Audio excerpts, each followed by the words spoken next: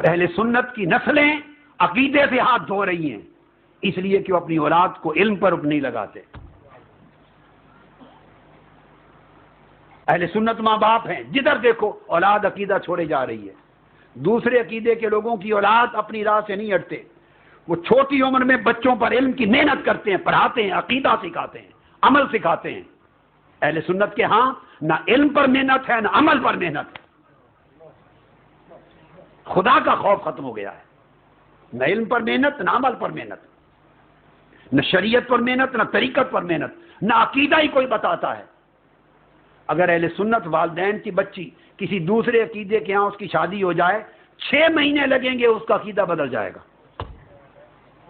6 مہینے بھی میں نے میکسیمم کہا، اس طرح عقیدہ بدل جائے گا، اس لیے اس کی سرے سے بنیاد ہی کوئی نہیں۔ اس نے صرف یہ دیکھا ہے کہ ماں باپ 11ویں شریف کرتے تھے، بس اس کو یہ کسی نے بتایا نہیں کیوں کرتے ہیں، اس کی اصل کیا ہے۔ صرف دیکھا تھا کہ پیر آتے تھے اور وہ دم کرتے تھے، ہاتھ ان کے ہم چومتے تھے، بیعت کرتے تھے، پیسے لے کے چلے جاتے تھے، بس کسی نے بتایا نہیں کیا ہے۔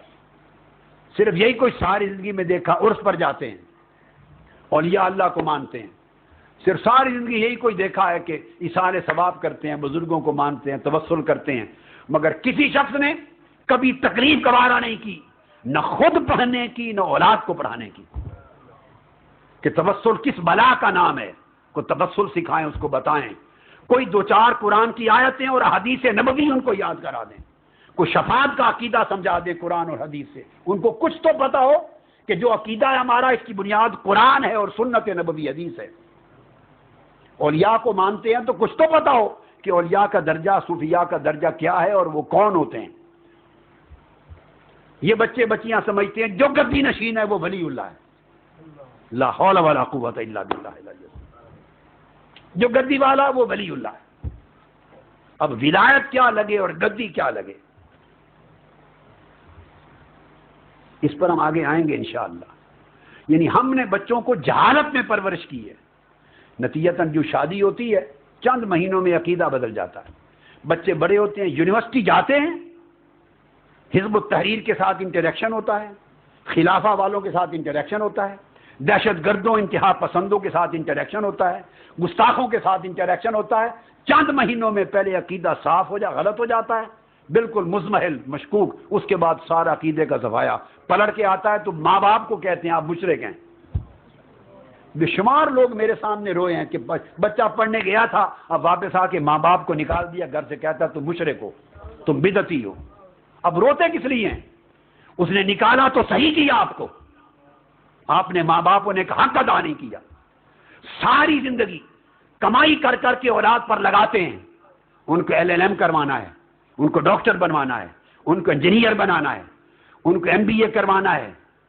یہ ہماری قوم جتنی پاکستانی، ہندوستانی اور ہماری بنگلہ دیشی قوم کا خاص طور پہ یہ خطہ ہے، ساری زندگی کمائی لٹ جاتے ہیں کما کما کے بچوں کو، ان کی دنیا سنوارنے کے لیے۔ میں آپ سے سوال کرتا ہوں کتنی محنت کرتے ہیں بچوں کا دین بچانے کے لیے؟ خود گریبانوں میں جا کر جواب دیں، کتنا وقت لگاتے ہیں ان کا دین بچانے کے لیے، ان کو دین کا علم دینے کے لیے، ان کا عقیدہ بچانے کے لیے، مستقبل بچانے کے لیے۔ تو پھر آپ کو مشرک جب یونیورسٹی جائے گا، انٹریکشن ہوگا، اس کے پاس تو بنیاد ہی کوئی نہیں تھی، آپ نے تو عمر بھر خود بھی جاہل رہے، اس کو بھی جاہل رکھا۔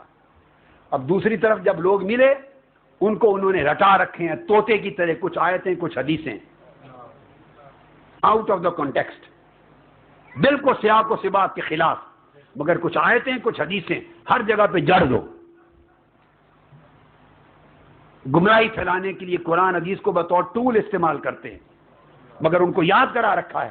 اب انہوں نے آیتیں حدیثیں سنائیں، بچے متذبذب ہو گئے، پھسل گئے، عقیدہ ہی چھوڑ گئے، غلط معنی بتایا، غلط ترجمے بتایا، غلط سیاق و سباق بتایا، اپلائی کر دیا، غلط شرح کر دی۔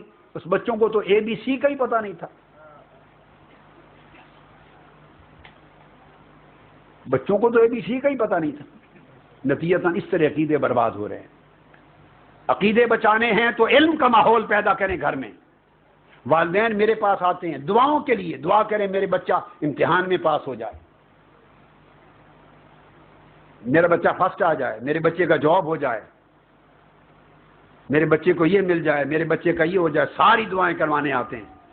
اور بہت کم لوگ ہیں جو کہتے ہیں دعا کریں میرے بچے کا دین بچ جائے، اس کا ایمان بچ جائے، اس کا عقیدہ سنور جائے، صاحب علم ہو جائے، صاحب عمل ہو جائے۔ رفقا، اراکین، معتکفین، توجہ سے اس بات کو سنیں، گھر میں آپ کے چراغ بجھ جائیں گے، گھروں کو آگ لگ جائے گی اگر علم کا کلچر زندہ نہیں کریں گے۔ مستقبل بغیر علم کے نہیں ہے۔ اس لیے ہم نے جب علم کے کلچر کو زندہ کرنے کی ایک تحریک بپا کی، کئی سالوں سے، 20-25 سالوں سے، اور شعور بیدار کرنے کی تحریک بپا کی، تو بڑے بڑے لوگ جبے اور کبے والے جو دین کے نام نہاد ٹھیکیدار بنے ہوئے ہیں، جنہوں نے دکانیں بنا رکھی ہیں مال کمانے کی دین کے نام پر، مگر ایک رتی کا نفع آقا کی امت کو نہیں دیا انہوں نے، سوائے فتویٰ بازی کے، سوائے دنگا فساد کرنے کے، فتنہ فساد کرنے کے، شر کے۔ نہ علم دیا، نہ بنیادیں مضبوط کی، نہ عمل سکھایا، نہ اخلاق سکھایا۔ تو ہمارے خلاف تب سے ایک تحریک ہے، ہم اس چیز سے فکر مند نہیں ہیں۔ ایک دشمنی، مخالفت، فتویٰ بازی کی موومنٹ ہر وقت لگی رہتی ہے،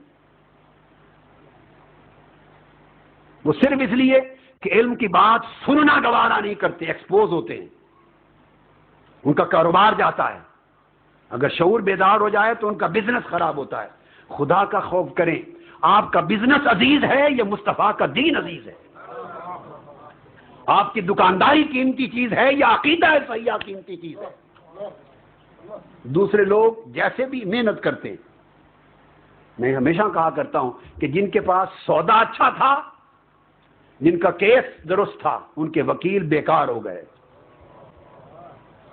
جن کا مقدمہ صحیح تھا ان کے وکیل بیکار ہو گئے، جن کا مقدمہ غلط تھا ان کے وکیل بڑے محنت کار ہو گئے۔ وہ محنت کے ذریعے غلط مقدمہ جیتے جا رہے ہیں، اور آپ بے علمی اور بے عملی کے ذریعے سچا مقدمہ ہارتے جا رہے ہیں۔